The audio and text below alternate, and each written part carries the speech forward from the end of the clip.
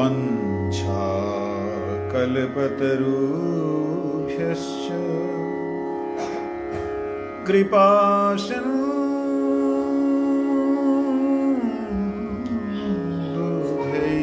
च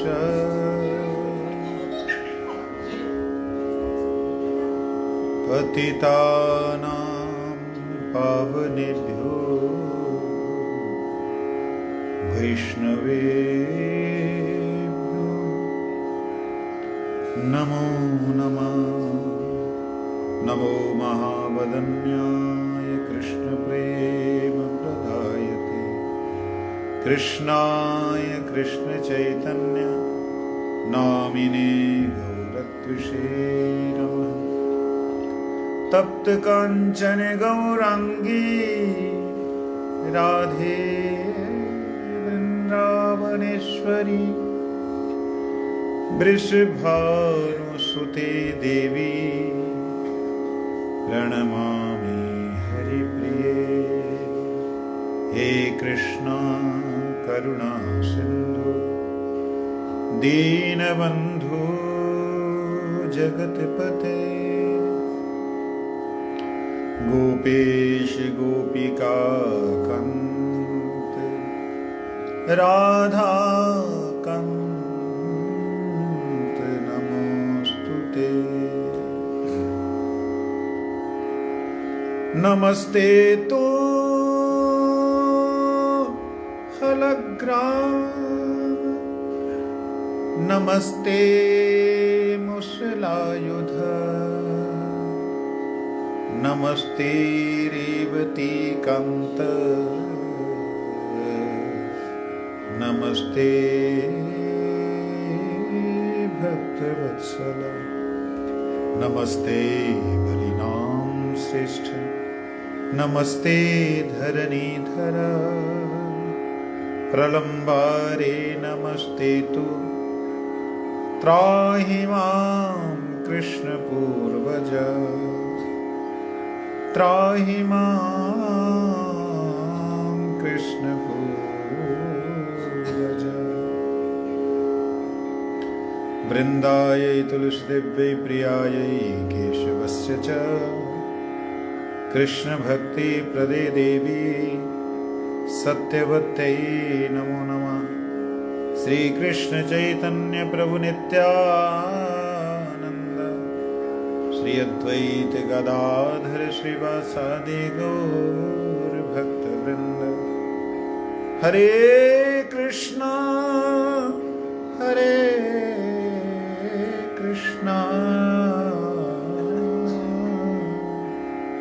कृष्ण कृष्ण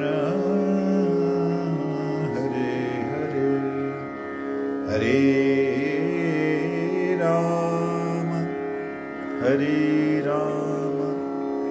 राम राम हरे हरे। भूमौ स्वकलितपादानां भूमिरेवावलम्बनम् त्वय्यजाते अपराधानां त्वमैव शरणं प्रभु त्वमैव शरणं प्रभु त्वमैव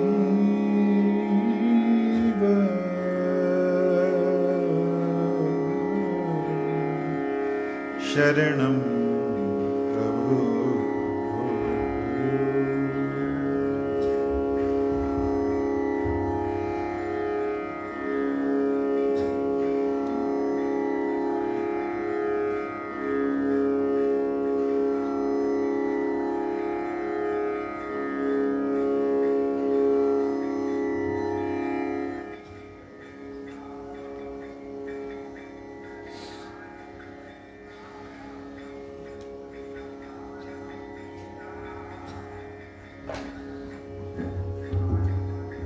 बहुत सौभाग्य होने से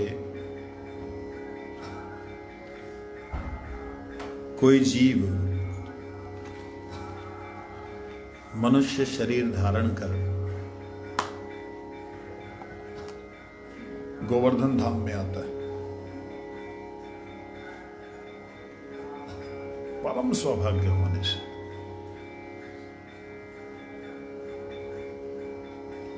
क्यों ऐसा कह रहा हूं?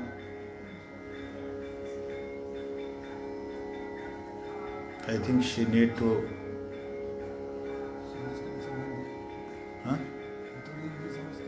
you can understand something little bit, okay?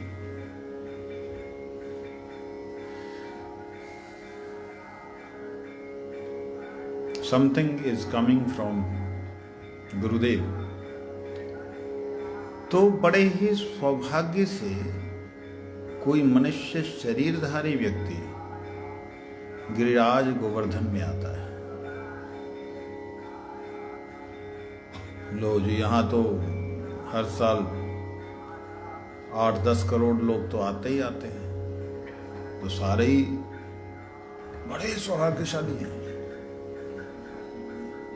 निश्चित रूप से सभी सौभाग्यवान हैं, लेकिन अपने सौभाग्य को दुर्भाग्य में बदलने वाले हम लोग ऐसे हैं कि धाम में आकर के भी अपने प्रारब्ध कर्मों के कारण कहें या कुसंस्कारों के कारण कहें, हम गिरिराज जी को स्पर्श, मतलब गिरिराज जी के श्री विग्रह को नहीं, गिरिराज जी के पर्वत को नहीं, गिरिराज जी की भूमि को स्पर्श ही नहीं कर पाते, ऊपर ही रह जाते।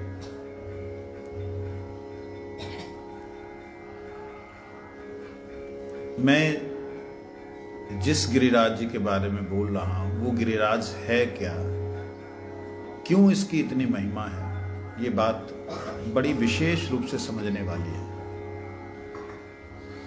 गिरिराज जी गोलोक धाम में प्रकट हुए। गोलोक धाम क्या है?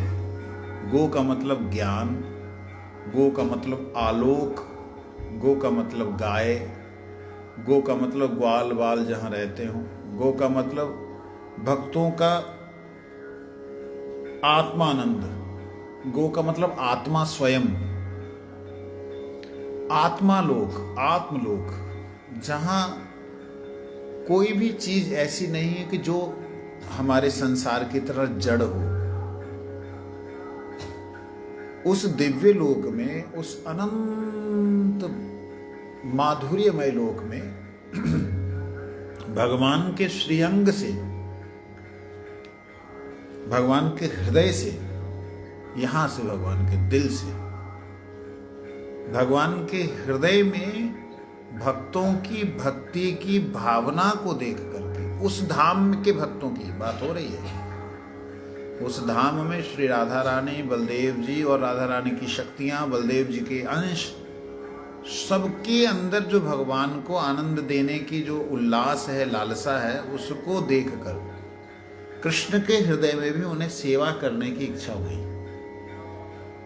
यहां तक कि गाय, पशु पक्षी जितने हैं उन सबको आनंद देने के लिए जब कृष्ण ने इच्छा की तो वह पर्वत के रूप में प्रकट हुए, एक नन्हे से पर्वत के रूप में। उसे देख करके सभी आकर्षित हुए, कितना सुंदर है। सभी उसके अंदर जैसे जैसे इच्छा करने लगे कि मैं इसमें देखूं, जैसी भावना वैसे ही उनको कंदरा, वैसी गुफा, वैसे वृक्ष, वैसी लताएं, वैसे ही पेड़ पौधे, वैसे झरने, वैसे ही सब कुछ उन्हें गिरिराज जी में नजर आने लगा। और गिरिराज जी मतलब भगवान का हृदय इतना विशाल होता चला गया, गिरिराज जी इतने विशाल होते चले गए कि अनंत पृथ्वियां उसके छत्र छाया में आ जाए। मतलब गोलोक धाम को ढकने लग गया। गोलोक धाम को जब ढकने लगा तो श्री राधा जी कहते बस बस रुक जाओ। राधा जी ने उनको स्पर्श किया, तब कृष्ण का वो भाव जो भक्तों के लिए उत्पन्न हो रहा था, भक्तों को आनंद देने के लिए बढ़ रहा था, वो भाव रुका।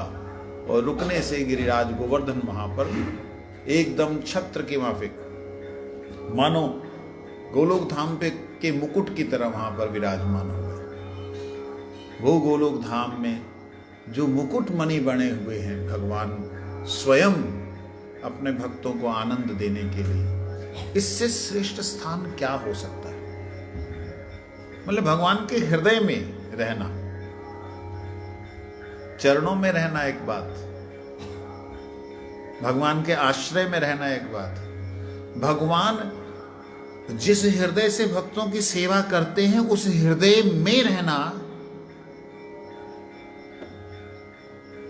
बहुत बाहर की बात है। हम लोग रह तो रहे, शरीरधारी है ना, इसलिए शरीर का सुख दुख, उसके भोग उपभोग, उसके अंदर की वासनाएं, उसके अंदर की कामनाएं, इसके कारण से जो है हम लोग स्पर्श नहीं कर पा रहे।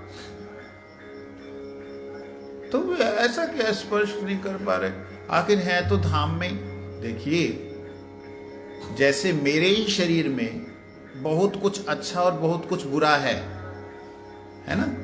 आप जैसे मुझे देख रहे हैं, लेकिन क्या आप मुझे देख पा रहे हैं? मेरे मन को आप देख पा रहे हैं? मेरी आत्मा को देख पा रहे हैं? भाई देख तो रहे हैं, मेरी आत्मा को तो नहीं देख पा रहे। मेरी आत्मा को स्पर्श भी नहीं कर सकते, मेरे मन को भी नहीं स्पर्श कर सकते। मेरे मन को जो अच्छा लगेगा उसी को तो मैं अपने मन की बात बोलूंगा।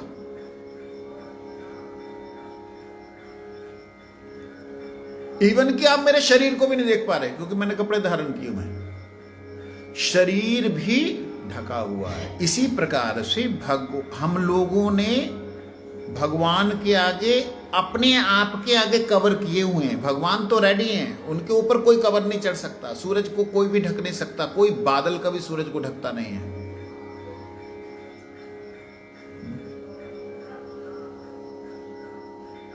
लेकिन कुछ बादल के टुकड़े जब हमारी आंखों के आगे आ जाते, अरे सूरज तो आज बादलों के पीछे छिप गया, वो नहीं छिपा, वो टुकड़े हमारी आंखों के आगे आए। इसी प्रकार से हमारी आत्मा, हम स्वयं इतने आवरणों से ढके हुए हैं कि हम अपने आप को भी नहीं देख पा रहे। अपने से जो बाहर देखना है वो हम अपने से नहीं देख पा रहे, हम शरीर से देख रहे हैं। हम मन से भी नहीं देख पा रहे, मन को भी नहीं देख पा रहे। यही एक मतलब दुर्भाग्य है। चैतन्य महाप्रभु ने कहा ना, क्या आपकी करुणा, आहा, आपने सर्वशक्ति दे दी नाम में। वही बात मैं यहां दोहराना चाहूंगा, क्या आपकी दया, आपने अपना हृदय निकाल करके धरती पे दे दिया कि आ जाओ, जो आता है आ जाओ, मैं सबकी सेवा करूंगा। गिरिराज जी के यहाँ पर सबकी सेवा करने का व्रत लेकर के बैठे हुए गिरिराज जी ने अपना नाम क्या रख लिया? भगवान ने अपना नाम रख लिया, हरिदास वर्य, श्रेणी वर्येति नामा। अपने इस नाम को, अपनी इस जाति को भगवान ने जाति बनाई। क्या है?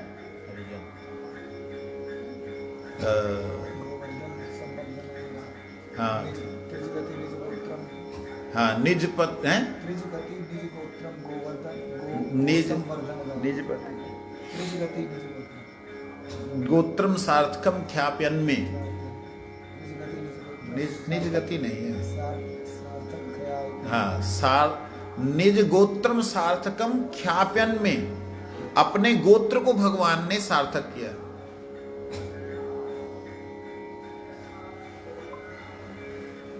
क्यों बातचीत कर रही हो? हम कथा में बैठते नहीं हैं। हाँ?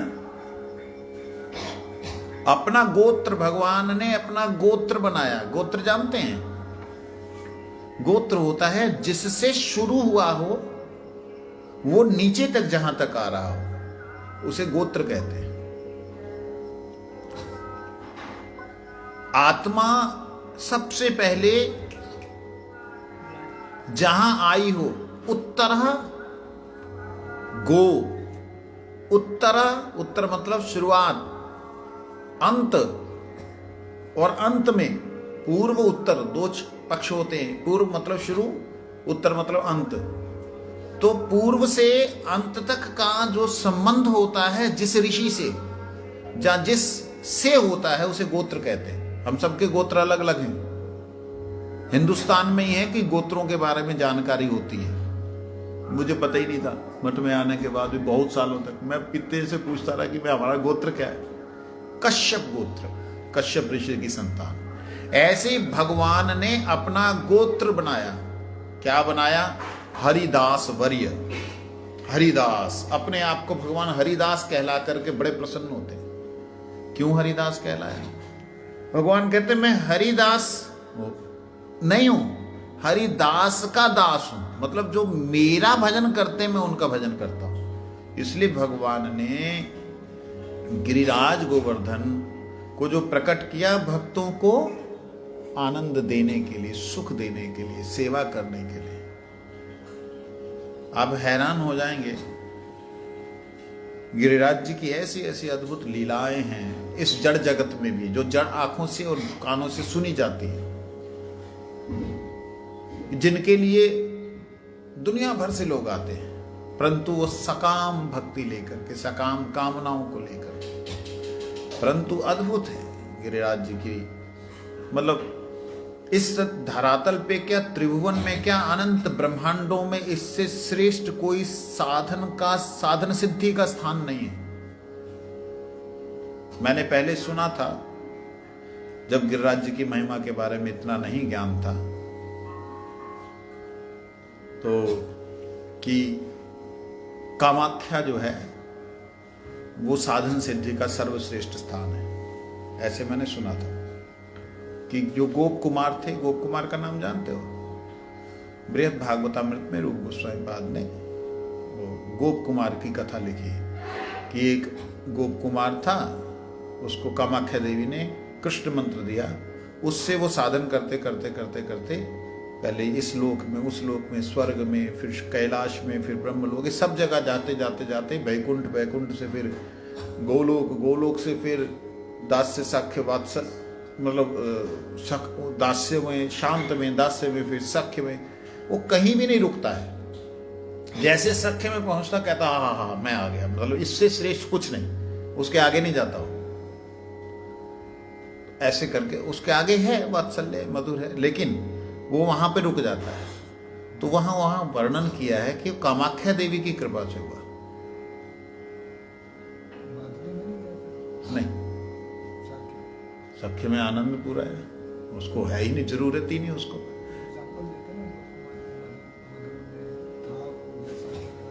नहीं नहीं ऐसा नहीं, वो सख्य में जाकर के रुक गया। गोप कुमार है ना, कुमार है तो सख्य, सख्य में भी फिर वो प्रिय नर्म सख्या, प्रिय नर्म सखा, जो दोनों की बातों के बीच में आता है। तो अब हम थे, तो वहां पर वर्णन है कि कामाख्या देवी का स्थान जो है बहुत ही सिद्ध स्थान है, बड़ी जल्दी। तो मेरे मन में ये चीज आई, वहां जाकर के साधना की, ज्यादा दिन नहीं, 3-4 दिन। वहां की जो शक्तियां हैं उन्होंने कुछ बोला, वापिस आया, और वापिस आने के मेरा ख्याल साल भी नहीं बीता होगा, साल 1.5 साल गिरिराज जी का स्थान मिल गया। और गिरिराज जी में आने के बाद में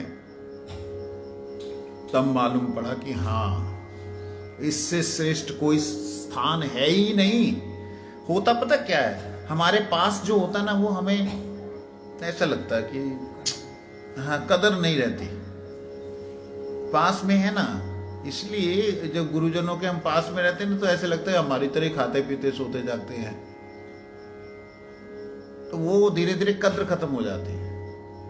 तो वही होता है, धाम में रहने से बस ब्रजवासियों के साथ में हंसी खेल धूल मजाक करने से ऐसे लगता है कि हम भी ऐसे ही हैं, हमारे जैसे ही हैं। लेकिन बड़ा सौभाग्य की बात है कि ये स्थान ऐसा है, इससे श्रेष्ठ कोई साधन का स्थान हो ही नहीं सकता। क्यों जी? बद्रीनाथ, केदारनाथ, गंगोत्री, जमुनोत्री, ये तो सिद्ध स्थान है। हाँ, ये योग सिद्ध स्थान है, ज्ञान सिद्ध स्थान है, लेकिन भक्ति सिद्ध स्थान जो है गिरिराज गोवर्धन है। वहां पर आपको जाने से, अगर आप साधन करेंगे, ना इच्छा करने पे भी आपको वहां पे योग सिद्धियां, वहां पे आपको रिद्धियां प्राप्त होंगी। जब प्राप्त होंगी तब आपके अंदर ये इच्छा जगी जाएगी, चलो मैं इनका प्रदर्शन करता हूं। और यहां पर योग सिद्धियां जगेंगी तो जरूर, प्राप्ति तो जरूर होगी, लेकिन भक्तों के संग के प्रभाव से, गिरिराज जी की कृपा से भक्ति इतनी तीव्र होगी कि उसे वो दबा देगी। ये अंतर है। इसलिए क्योंकि भगवान भी स्वयं जब सेवक के रूप में है, गिरिराज जी भगवान सेवक के रूप में है, तो वो सेवा ही देंगे। इसलिए सर्वश्रेष्ठ स्थान हम सबके लिए, सब सौभाग्यवान हैं कि यहाँ पे आए। और गिरिराज जी यहाँ कैसे पहुंचे वो तो आप लोगों ने बहुत बार कथा सुनी होगी कि द्रोणगिरी पर्वत में गिरिराज जी गोलोक धाम से प्रकट होते हैं। राधा रानी को कृष्ण कहते हैं कि अब चलो हम लोग पृथ्वी लोक में जाएंगे, तो राधा रानी कहती मैं नहीं जाती कहीं भी। जहां मतलब गोवर्धन से इतना लगाव हो गया राधा रानी का कि जब गोवर्धन नहीं, मैं वहां क्या करने जाता। कृष्ण कहते देखो गोवर्धन गया गया गया, हालांकि गोलोक में है, मगर वो जो राधा रानी का प्रिय स्थान है वो वहां से, अरे तू कहाँ जा रहा है, मैं भी जाती हूँ। तो वो लीला रची और वो सतयुग में आया इस धरातल पे छोटे से बालक के रूप में, और त्रेता युग में जो है उसको पुलस्त्य ऋषि लेकर के आने लगे। द्वापर में श्री कृष्ण ने उन्हें अपनी उंगली पे धारण किया। ये वो गिरिराज गोवर्धन है। इस गोवर्धन की समय है 8:45 बजे तक होता है ना कितने में। तो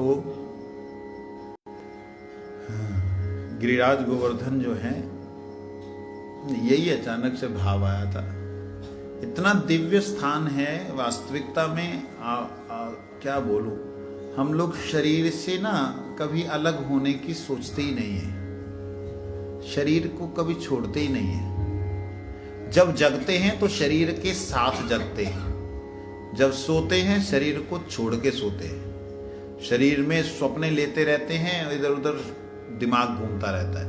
जैसे वो सपने में आप अलग हो जाते हो शरीर से, शरीर को कहाँ पड़ा है, हाथ बाहर है अंदर है पता ही नहीं लगा, बाद में ठंड लग गई, ऐसा होता है ना। शरीर का जैसे ज्ञान नहीं रहता सोते हुए, स्वप्न में आप चले जाते हो, ऐसे ही कभी गिरिराज जी में बैठ करके आप शरीर से निकल करके, शरीर को छोड़ करके गिरिराज जी की तलहटी में चले जाएं। शरीर यहाँ पड़ा हो, आप तलहटी में हो, आप उन्हें बुला रहे हो और वो आपकी सुन रहे हो, ऐसी भावना के साथ बह जाइए, फिर देखिए क्या दिव्य आनंद आता है। तो वो भावनाओं के साथ बहना तो भाग्य से होता है, फिर भी आइए कीर्तन के माध्यम से करके देखें। तो नहीं, मृदंग लेकर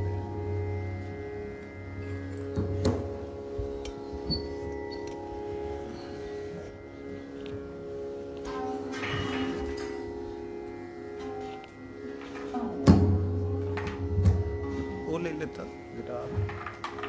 गिटार ले ले, गिटार तो तेरी टून में कर लूंगा, उसमें क्या अच्छा लगेगा।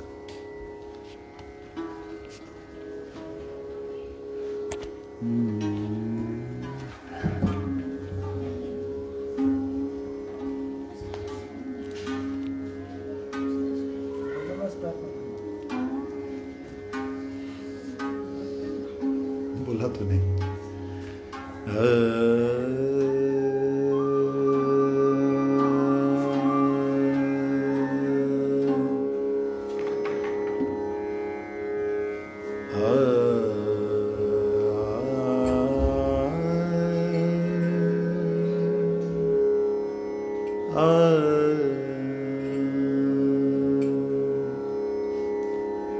निज पति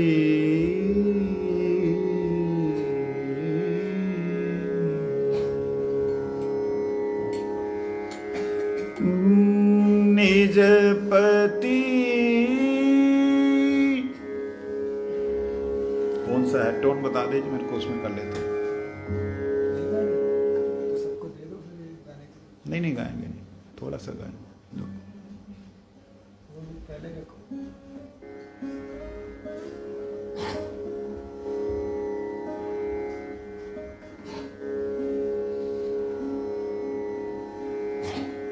आगे आ जाइए।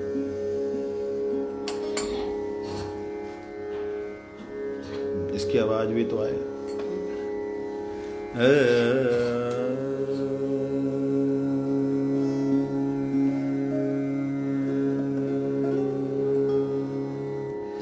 निजपति भुजदंड छत्र भावं प्रपद्य। निजपति भुजदंड छत्र भावं प्रपद्य। दोबारा से लगाओ इसको।